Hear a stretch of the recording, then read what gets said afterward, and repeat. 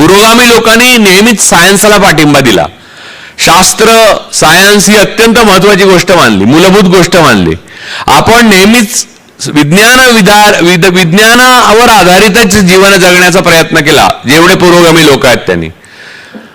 आणि जेवढे प्रतिगामी आहेत, राईट विंगर आहेत, उजव्या विचारांचे आहेत, भाजपचे संघाचे लोक, त्यांनी नेहमी विज्ञानविरोधी विचार प्रसारित केला. म्हणजे सांगतो, भाकरानंगलचं जेव्हा धरण आलं तेव्हा नेहरूंना श्यामाप्रसाद मुखर्जी म्हणाले, अरे धरणातल्या पाण्याने जर वीज निर्माण केली तर शेतकऱ्यांना ते पाणी अशक्त मिळेल, मग शेतकऱ्यांची शेती बरोबर होणार नाही, त्यातली वीज निघून गेलेली असेल.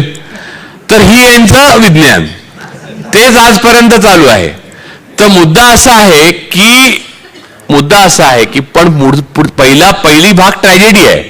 जसं मार्क्स म्हणाला होता की history repeats itself. First time it is tragedy but second time it is फार्स.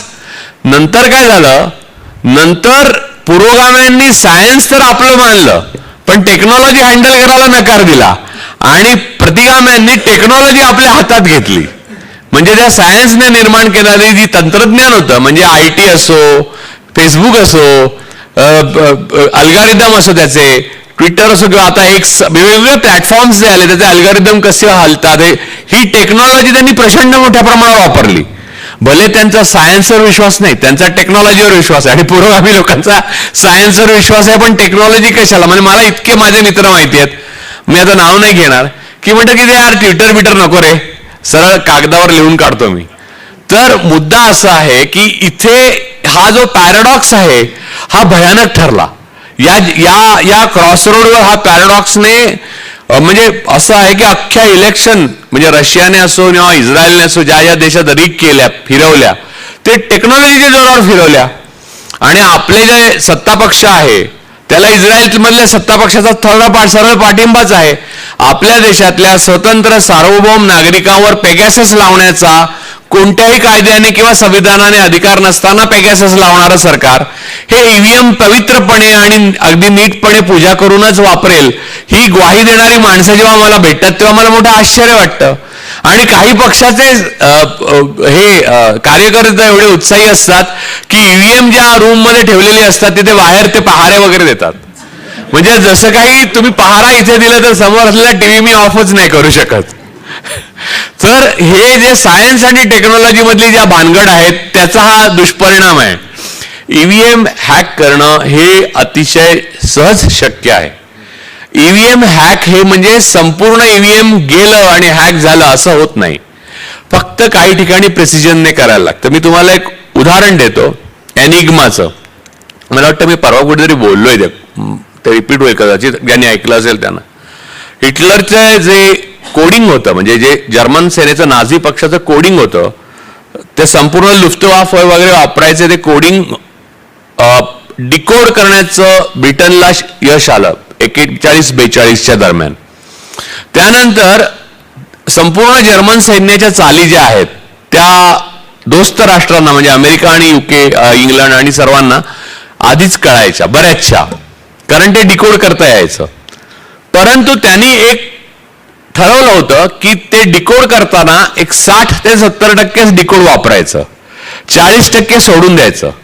कारण जर 100% डिकोड केलेलं वापरायला सुरुवात केली तर लगेच जर्मनांना कळणार की आपला कोड डिकोड होतोय म्हणून, कारण एवढा योगायोग असू शकत नाही.